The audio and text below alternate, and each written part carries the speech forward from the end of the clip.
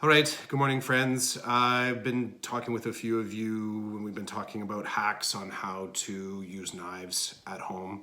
And I just want to give you some suggestions from what I've shared with one person that might be handy for everyone to use. So one of the students right now is practicing toasting at home using the toaster, maybe the toaster oven as well. I know my own kids, when they're using the toaster oven, they will use a chopstick, just a extra chopstick, probably something you might have sitting around in one of your drawers at home from leftover takeout. Ideally, use one that has a tapered end, so it's just a little bit pointy on the end, and they'll use this to actually pull out the hot toast from the toaster oven. The other thing that it can be used for is if it's slightly, so that's toaster oven it works for. If you're using a toaster, often the toast pops up high enough out of the actual toaster that you could come in from the side and just poke underneath the actual edge of the crust and lift the toast out. And I mean, if it's a bagel, well, you could lift it out as well. So using a chopstick would work. Someone mentioned, could I use a wooden spoon? It really doesn't matter. I like the wood because it'll tolerate the heat. It tends to be fairly low cost. It's not gonna melt if it hits any of the elements, okay? So chopstick is one of the hacks. Also talked about spreading. So if your child is spreading the peanut butter, the cream cheese, the butter, whatever it is that they are putting onto their toast. I think a couple things to consider is that knives matter. So knife size and the actual width of the blade will kind of dictate how much product is coming out onto the blade. So consider if you have a smaller butter knife to use instead of the larger butter knife. The width of the blade being smaller, when it scoops up, it holds less. So it's not, grabbing a whole lot of peanut butter or cream cheese. Something to consider as well when you're watching your child hold the knife, so when they're holding the butter knife in their hand, the knife itself, see if I can get this angle right. Where's the camera? Okay, so if the knife is being held straight up and down like this, and you go right through the peanut butter, or even if it's tilted like this a little bit, you tilt it and you go right through the peanut butter, it's gonna scoop out a lot.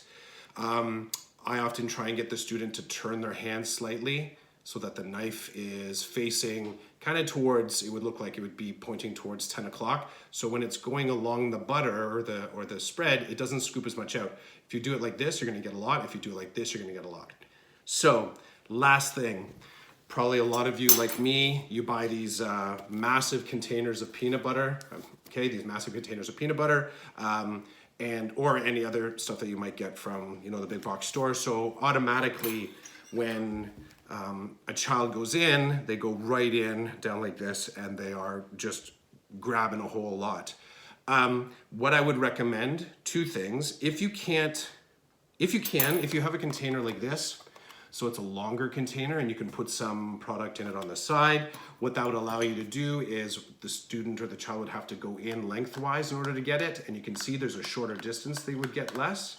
That's one way to do it. So the smaller knife, they're going lengthways like this.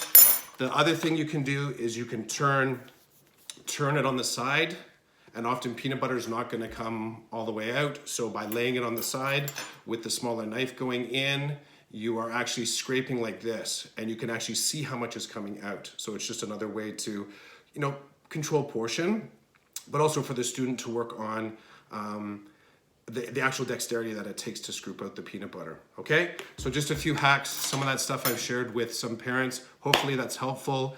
Can't wait to talk to you again soon, and I'll post up more. Okay, oh, I do have one more actually, and it actually has to do with the chopstick and the knife. The last thing is sometimes the knives, in order to get a comfortable grip on the knife, this is why I like the chopsticks too. These chopsticks, if you're so inclined, can be used to create extra grip spots on a knife.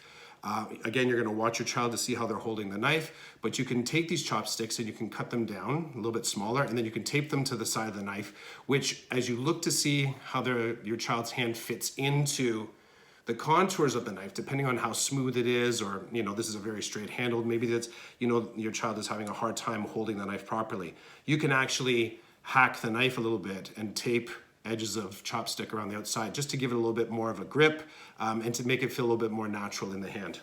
Last suggestion. All right, thanks for listening to me. I'll talk to you all soon. Take care.